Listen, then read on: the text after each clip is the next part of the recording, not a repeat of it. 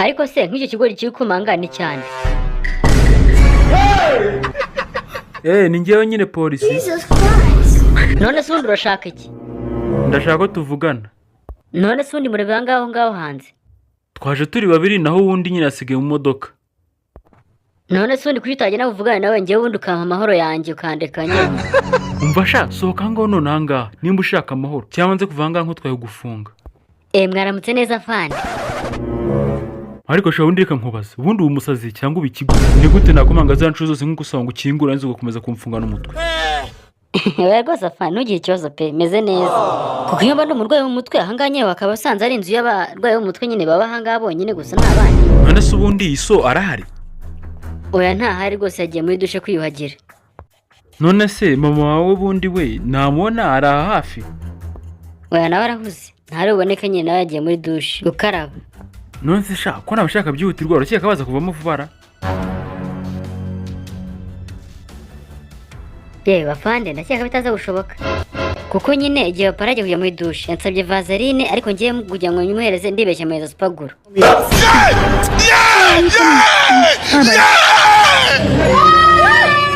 None se ndafande cyari kibazanye nta mahorora. Ndahangangira ngo nkore investigation nkurikije n'amafaranga numvishe bavanga ufite. Kandi nsanga arabanye mu buryo butemewe ndibuze kubigufungira rwose. Ubwo mbona ababyeyi babatari ahangaha ariko nabwo ntibirumbuze gutwara. None sha ndagira ngo mbwize ukuri. Amafaranga yose ngana kuriya wabara yakuye he cyangwa se? Afana babare cyane. Kundi rwose nta mafaranga njye nigeze niba. Sawa ngaho mbwira. Amafaranga nakuriya yose wabara yakuye umuntu ngana gutyo. Nyine urebye ukuntu byagenze hari umuntu wibeshye agira gutya yohereza miliyoni 10 kuri telefone yanjye mobile money kandi atabishakaga. None atangiye kwibaza ikintu yakora mbere yuko nyine mbikuze amafaranga yamaje kunyoherereza. Akomeza gutekereza cyane ko imva yabize icyo akora nta kintu na kimwe yakora kugira ngo amafaranga agaruke.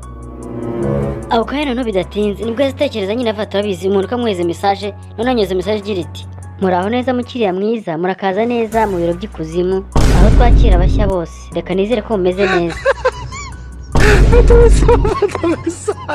Reka nizere ko mwakira nyine amafaranga twaboherereje ayo ngayo nyine akazafasha mu munsi mukuru wo tuzaba turabakiriramo. Uwo munsi kandi ukaba uzi nka Internal Mystical Order of Glorious Satanism.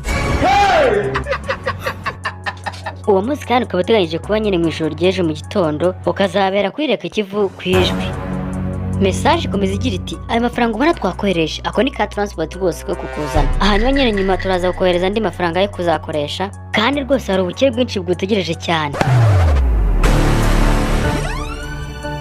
Noneho message irakomeza iti nyuma y'ibyumweru 2 umunsi mukuru ubaye wo kubakira umwe mu muryango wanyu uhegeraho hafi azita Imana bitunguranye kandi biteye ubwoba. Noneho urupfu rw'uwo muntu rwo uzafungura nyine itike y'ubukire bwose n'amafaranga uzabona kandi uzahabwa n'ubushobozi bwo kuguruka nijoro no guhinduka inyamaswa yari yose ushaka kuba kugira ngo ujye ubasha gukora neza ibintu byose twagutumye gukora.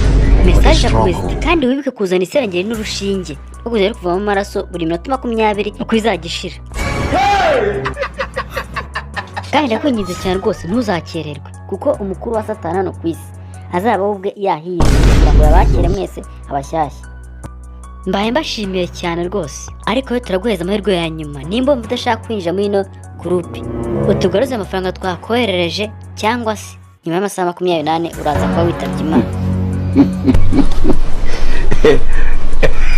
Hanyuma nibwo nyimara nyine gusoma iyo message aciye iminota 3 ndatekereje neza ndangije mbwa turabizi amahirwe ntiyancika nari ndajya muri iyo group maze amafaranga yatsindi.